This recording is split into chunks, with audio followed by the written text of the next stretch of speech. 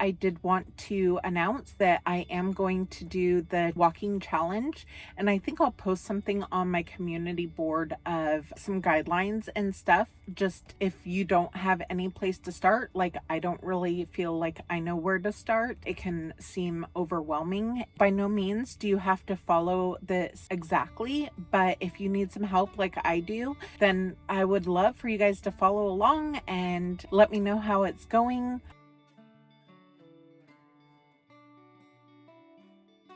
Hello friends, welcome back. I'm Jess. I am here to discuss my third week on Mounjaro 5 milligram. This week was Thanksgiving week and it went really well. I feel like I say that almost every single time, but I'm really having very good luck being on Mounjaro. Experiencing very minimal side effects, mostly just some constipation, which seems to be taken care of by taking magnesium, adding in some benefiber to my diet, and then I'm also taking a prebiotic and drinking a lot of water. This week I did my injection on Friday, which is a day earlier than I normally do because I was having a lot of urges and cravings to eat sweets, and I was wanting to nip that in the bud. So I took the injection on Friday evening around 6 p.m., which is also earlier than I am typically doing the injection. Within about half hour of taking the injection, I did notice that I got quite a bit of indigestion, almost kind of bordering maybe heartburn.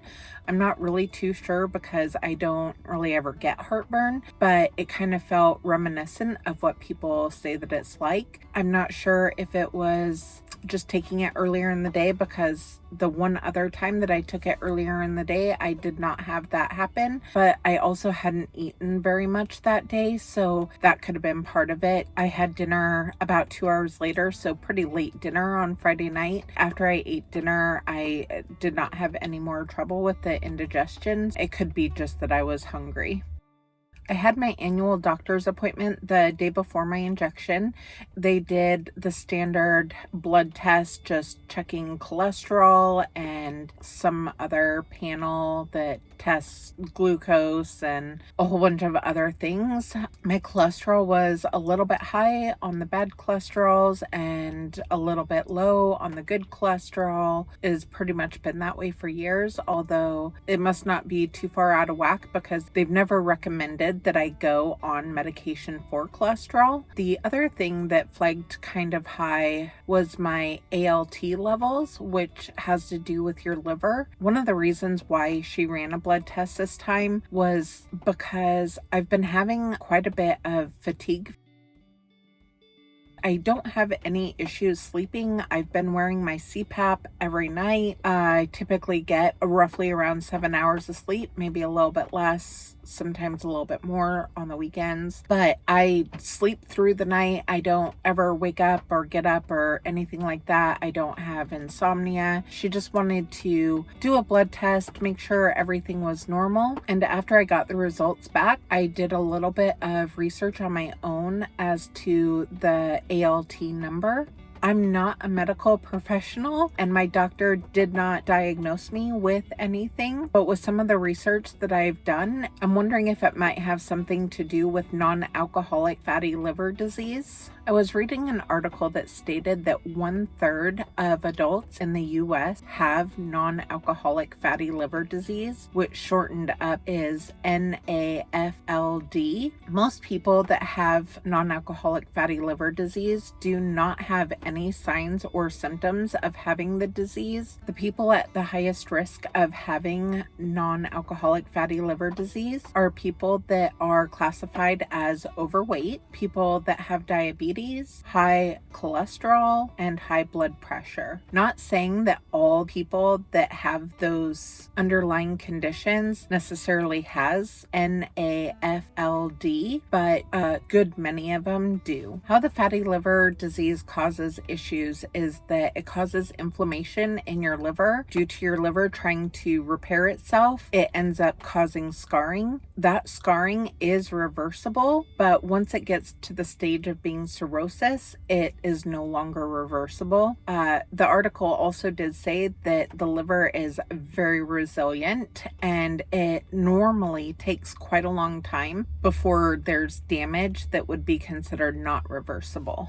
One of the possible symptoms of non-alcoholic fatty liver disease is fatigue. There seem to be two major classes of fatigue. Central fatigue, which is characterized by lack of self-motivation and can manifest itself both mentally and physically, and peripheral fatigue, which normally manifests itself as muscle weakness. The article also stated that a lot of times this fatigue can be misdiagnosed as depression because a lot of the symptoms are similar, like not wanting to do activities that you used to enjoy doing, low energy, also maybe like insomnia and some other things. How people can tell is if they give you medication to treat the depression and you don't notice those symptoms getting any better. There is no prescription or pill supplement treatment that you can take for the fatigue, but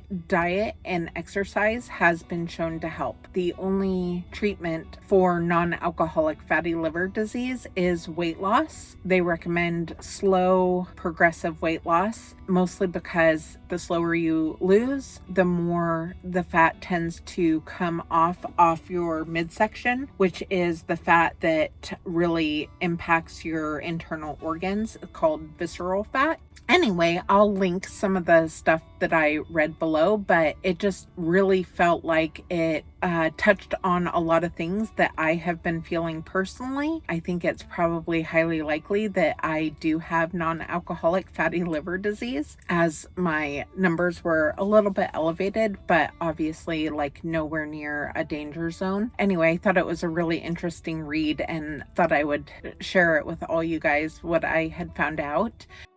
All right, and now for the fun stuff. My weight loss for this week, I was down 3.9 pounds. Bam! I think is the highest number in 1 week that I've lost. I'm amazed that that happened over the Thanksgiving holiday, but I was being obviously very mindful of what I was eating. I still enjoyed myself. I still had some dessert. Pumpkin pie is one of my favorite desserts. So weighed in, and my weight is now down to 302.9. If I lost 3 pounds even, I would be under 300 pounds. I'm really hoping that I can hit that this week, but 3 pounds after a week of losing almost 4 pounds is probably kind of a lot to ask. I can't help but maybe hope for it. I want to thank everyone for watching my channel and following along on my journey. It really does mean so much to me. I appreciate all your guys' comments, love, and support.